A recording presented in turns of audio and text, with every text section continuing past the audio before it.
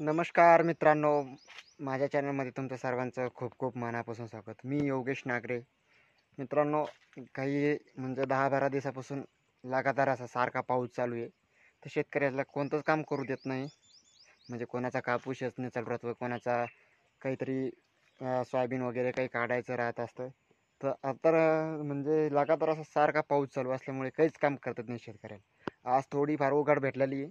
तर उघाड भेटलेली तर त्याच्यामुळे म्हणलं आणि आपल्या कापसाला थोडी अडचण म्हणजे अशी हे झालेली वाती झालेल्या अशा वाती आणि तुम्हाला दाखवतो. व्हिडिओ शेवटपर्यंत बघा, मधात स्किप करू नका, काय नका. मग चला, मग ना वेळ घालताना टाईमपास केल्यापेक्षा आजच्या आपल्या व्हिडिओकडे वळूया, मुद्द्याकडे वळूया मित्रांनो. चला मग.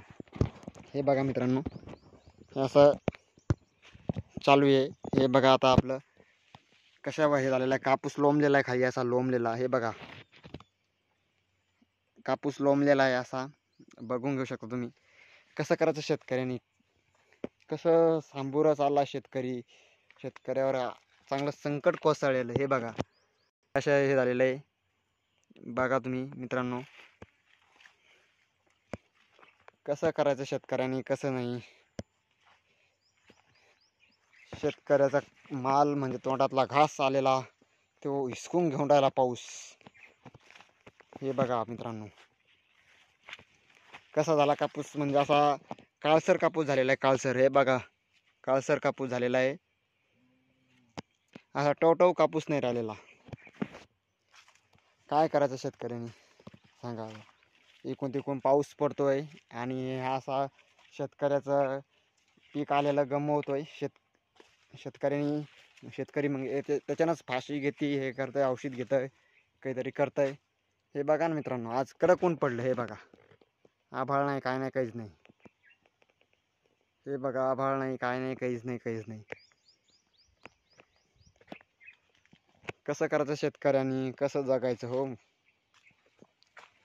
कसा तरी शेतकरी सामोरं जातोय, तर हे असं संकट पडतंय. इकून तिकून भाव नाही का, सोयाबीनीला काय 3,000-4,000 भाव आहे, कापसाला काय 5,000-6,000 रुपये भाव आहे. आणि सोन्याचे भाव कुठं गेले. 20,000चा सोन्याचा दर तर डायरेक्ट 1,25,000ला गेला आहे. आणि शेतकऱ्याचे मालाचे भाव कमी होतात. सरकार काही हे करत नाही. सरकारने लवकर हे करायला पाहिजे.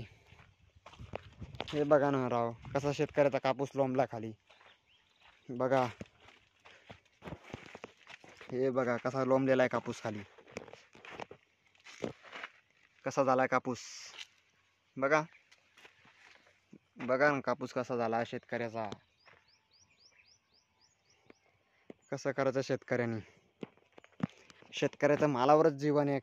म्हणजे माल चांगला झाला तर त्याचं जीवन चांगलं राहतं. हे असं जीवन चाललंय शेतकऱ्याचं. काय करायचं शेतकऱ्यांनी, बघा अवघड आहे जीवन शेतकऱ्याचं बरं का. अवघड जीवन आहे शेतकऱ्याचं. अवघड म्हणजे चांगलंच अवघड आहे.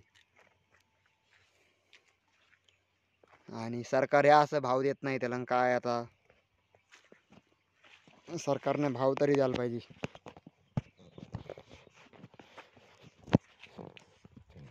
सरकारनं भाव दिला तर थोडंफार हे होतंय. फुलाची पाकळी तरी त्यांनी हे करायला पाहिजे. पावसानंच बेजारी केली. व्हिडिओ शेवटपर्यंत बघा.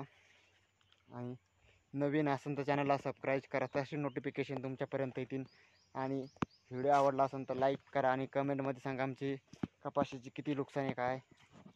आणि जास्तीत जास्त व्हिडिओ शेअर करा आणि मुख्यमंत्री साहेबापर्यंत पोहोचा. जय जवान जय किसान.